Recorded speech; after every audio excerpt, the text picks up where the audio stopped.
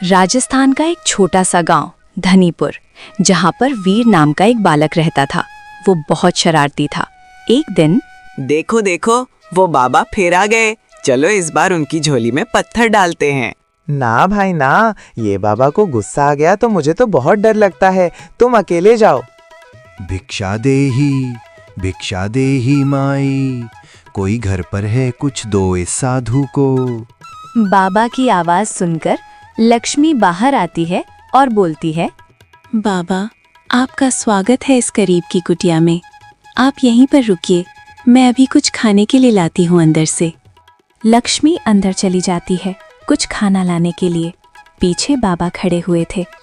तभी वीर छुपकर धीरे धीरे कदम बढ़ाता हुआ बाबा के पीछे आता है और उनके थैले में खाने के साथ पत्थर अंदर डाल देता है और हंसने लगता है।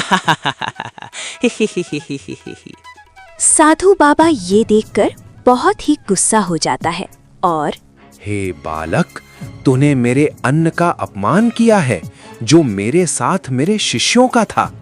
तेरी ये नादानी तुझे जीवन भर याद रहेगी। मैं तुझे श्राप देता हूँ।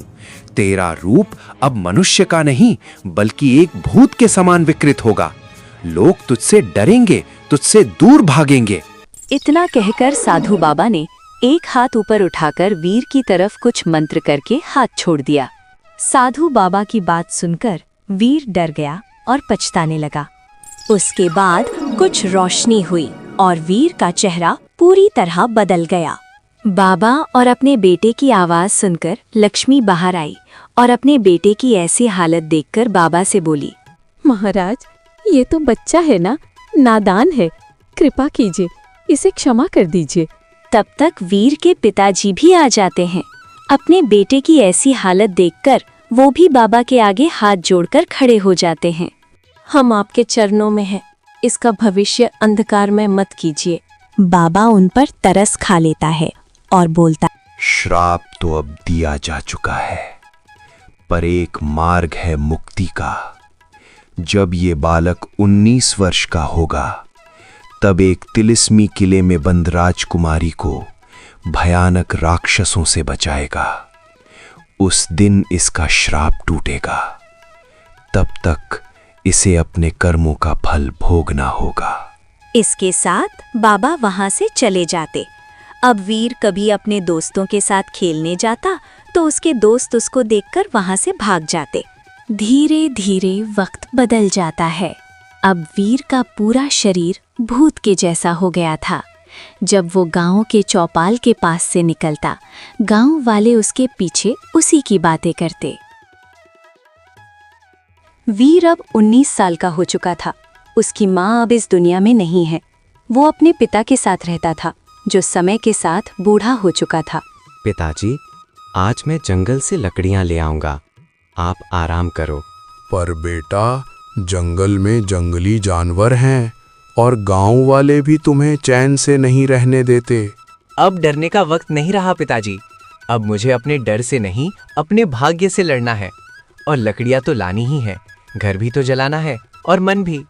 इतना कहकर रवि अपने पिता से आज्ञा लेकर जंगल में लकड़ियां काटने के लिए निकल जाता है।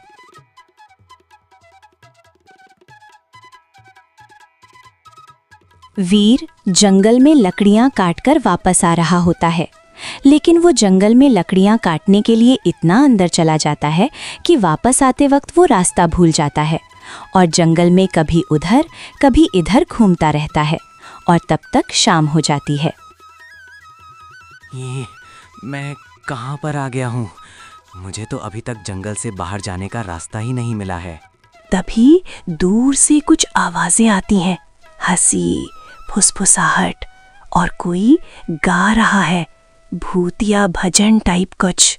भूतों की रात है प्यारी, चांदनी में लगे हमारी, आज है हमारा दिन, जमकर गाओ मेरे संग। अबे ओ लाल साड़ी वाली, सुर में गा, नहीं तो डर के मारे इंसान नहीं भूत भी भाग जाएंगे मेरे राग के साथ साथ गाओ।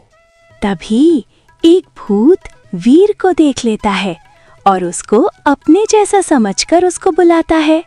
अबे देखो, नया आया है, चेहरा तो अपना ही लगता है। अरे हाँ, लगता है कोई खोया हुआ बाई मिल गया। अबे ओ नए भूत, इधर आओ, भुट्टा खाओ।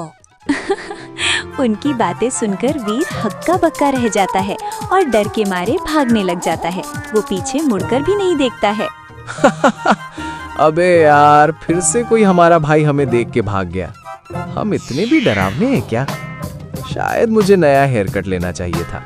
क्या हुआ बेटा, इतना हाफ क्यों रहे हैं और इतने देर क्यों लगा दी? और दौड़ते हुए अंदर ऐसे आया है जैसे कोई भूत देख लिया है। हाँ पिताजी, आज तो सच में भूत देख लिए थे और अब से आप ही जंगल से लकड़ियां लाना। मैं कोई छोटा मोटा काम कर दूंगा घर का। ठीक है ठीक है, अब तुम जाओ रसोड़े में, मैंने खाना बनाकर रख दिया है, खा लो, मैं अब सोने जा रहा हूँ। इसके बाद वीर के पिताजी सोने के लिए चले जाते हैं और खाना खाने के लिए चला जाता है, वो भी थोड़ा डरता हुआ। वीर रात भर कसारे मोड़ता रहता है और उसको आज जो हुआ अब भी उसके दिमाग में चल रहा होता है। वो गांव वालों के तानों से अब थक गया था। थोड़ी देर बाद वो कुछ निश्चित करता है और आराम से सो जाता है। एक नई सुबह होती है वीर के नए सफर की। बाबूजी, मुझे आपसे कुछ कहना है। कहो बेटा, क्या कहना चाहते हो? दिल खोल कर कहो। अब और इंतजार नहीं कर सकता। वो तिलिस्मी किला, वो राजकुमारी, मुझे जाना होगा। मेरा श्राप तभी टूटेगा। बेटा, तू जैसा भी है हमारे लिए सबसे सुंदर है। ये चेहरा नहीं, तेरा दिल देखा है हमने। हमें डर है कहीं तुझे कुछ हो न जाए। मैं जानता हूँ खतरा है, पर मैं ऐसे नहीं जी सकता। हर दिन लोगों की नज़रों से डरते हुए, अपने ही अक्स से भागते हुए। मुझे खुद को साबित करना है। आपका बेटा सिर्फ श्रापित नहीं है, वो योद्धा भी है। तो जा बेटा, पर वादा कर, लौटेगा जरूर, चाहे जैसे भी, पर लौट आना। हमारा आशीर्वाद तेरे साथ है, पर याद रख, असली ताकत तलवार में नहीं, दिल की सच्चाई में होती है। अपने पिता से विदा लेकर वीर अपने सफर पर घर से निकल चलता है। वीर एक लंबा सफर तय करने के बाद एक गांव के करीब पहुंचा ही था कि उसने देखा एक बूढ़ी अम्मा पेड़ के नीचे खड़ी है और पास में लकड़ियों का गट्ठर पड़ा था। अम्मा, आप यहाँ अकेली? ये लकड़ियाँ बहुत भारी लग रही हैं। अरे बेटा, अब तो ये हड्डियां भी लकड़ी जैसी हो गई हैं, पर क्या करें, चूल्हा तो जलाना ही है। चलिए, मैं पहुँचा देता हूँ। वैसे भी मैं सफर पर हूँ, एक नेक काम साथ हो जाए तो अच्छा है। अरे तू तो थोड़ा अलग दिखता है बेटा, पर तेरी बातों में तो बड़ा। चेहरा तो श्राप का है अम्मा, पर दिल अब भी इंसान का है। चल बेटा, मेरा घर पास ही है, आज रात वहीं रुक जा, रोटी साग तो बना ही लूंगी। वीर लकड़ियों का गट्ठर अपने सिर पर रख देता है और बूढ़ी अम्मा के पीछे उनके घर की ओर निकल चलता है। बैठा वो लकड़ियां उधर कोने में रखते, मैं थोड़ी देर में वहां से ले लूंगी। तब तक तू आराम कर और मैं रसोड़े में जाकर खाना बनाने की तैयारी करती हूँ। वीर सफर में बहुत थका और भूखा था। अम्मा ने जैसे खाना दिया, वो जल्दी से खाने पर टूट पड़ा। बूढ़ी अम्मा उसको खाना देखकर उसको देख रही थी। बस उसके बाद वीर अपने बिस्तर पर सो जाता है।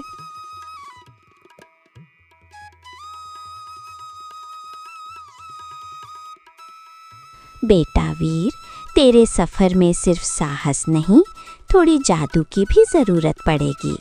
जादू की मैं बोली बोलूं, सितारों को मैं अपने साथ डालूं। बूढ़ी अम्मा के मंत्र से कुछ जादू होता है और कुछ रोशनी होती है। फिर अम्मा के हाथ में एक जादुई तलवार आ जाती है। मैंने जो मंत्र बोले हैं उसको तू अपने मन में बोल देना, तब ये तेरे हाथ में एक दिव्य तलवार प्रकट होगी। पर याद रख, ये तलवार सिर्फ तब आएगी जब तेरा मन सच्चा और उद्देश्य निर्मल होगा।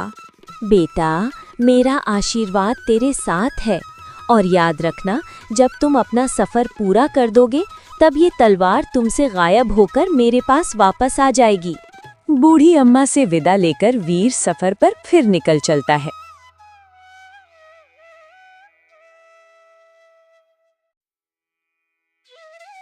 जंगल में कहीं पर विश्राम करने के लिए वो एक गुफा में चला जाता है। बहुत थक चुका हूँ, अब यहाँ पर कोई भी नहीं है। लगता है ये खाली ऐसे ही पड़ी है। चलो थोड़ी देर के लिए यहीं पर नींद पूरी कर लेता हूँ। वीर जब सो रहा होता है तभी उस गुफा का असली मालिक एक राक्षस वहां पर आ जाता है और वीर और ऐसे अपनी गुफा में सोता देखकर हंसने लगता है।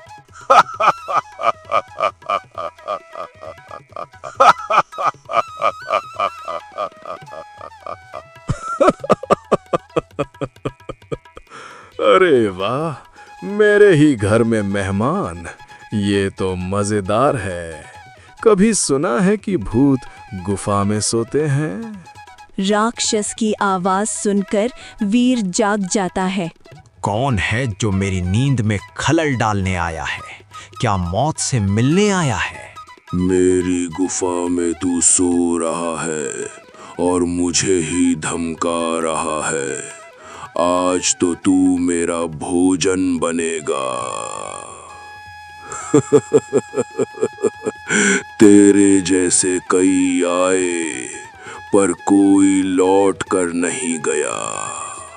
अब तू भी मेरी गुफा की दीवारों में समा फिर राक्षस जाएगा। अपना गड़ा निकालता है और वीर पर वार कर देता है, जिससे वीर पीछे जाकर गिरता है।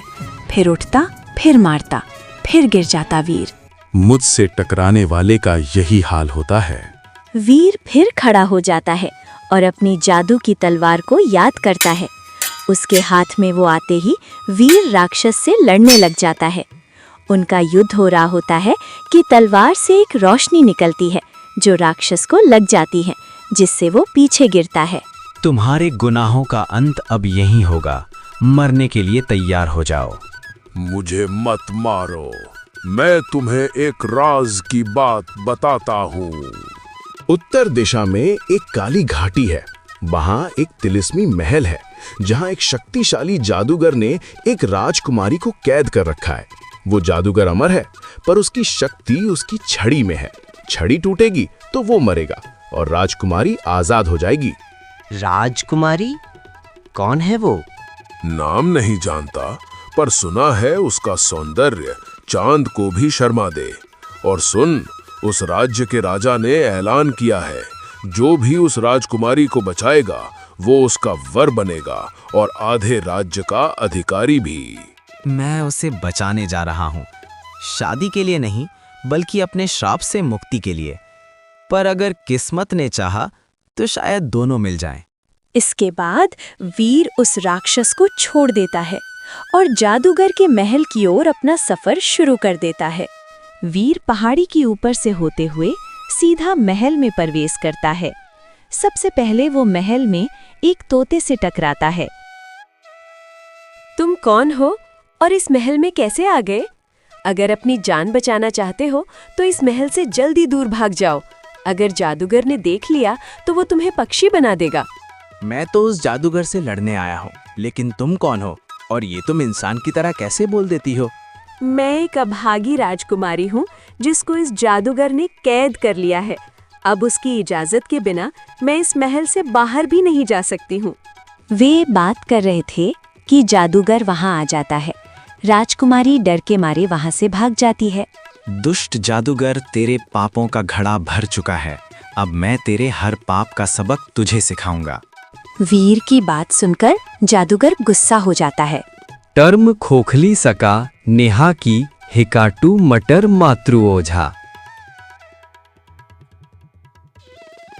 जादूगर आपने मंत्र बोलता है, जिससे उसके पास जादू की छड़ी आ जाती है, जिसको देखकर वीर भी आश्चर्य रह जाता है। जादूगर अपने मंत्र से कुछ बोलता है, छड़ी से रोशनी निकल जाती है और वीर को जाकर लग जाती है, जिससे वीर पीछे जाकर गिरता है। वीर अपनी जादू तलवार को याद कर लेता है और उसके आते ही वीर जादूगर के हर जादू के वार को तलवार से नाकाम कर देता है, जिससे जादूगर गुस्सा होकर सीधा वीर से लड़ने चला जाता है। लेकिन वीर के एक ही पंच से जादूगर पीछे जाकर गिरता है। उसके बाद वीर जादूगर के ऊपर पड़ जाता है और आखिर में उसको हरा देता है। बचाओ बचाओ, मेरी जादू की छड़ी टूट गई, बचाओ मुझे आग से। फिर तोता वहां आ जाता है, जो थोड़ी रोशनी होती है। उसके बाद वो एक राजकुमारी के रूप में आ जाती है। तुमने मेरी जान बचाई है, मेरे साथ चलो, पिताजी तुम्हें बहुत अच्छा इनाम देंगे। वीर को पता नहीं क्या होने लगता है। थोड़ी देर बाद एक धमाका होता है। वीर का रूप एकदम बदल जाता है। वो एक बहुत खूबसूरत नवयुवक में बदल जाता है। राजकुमारी को ऐसा हक्का देखकर वीर सब बता देता है, कैसे एक ऋषि ने उसको शराब दिया और उसका तोड़ बताया था।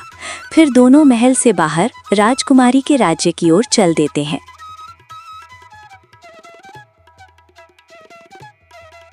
पिताजी, इसी युवक ने मेरी जान बचाई है। तुमने हमारी बेटी की जान बचाई, इसलिए आधा राज्य और अपनी बेटी का विवाह हम तुमसे करते हैं बेटा। महाराज, मुझे राज्य का कोई लोभ नहीं है, बस राजकुमारी से विवाह करना पसंद करूंगा।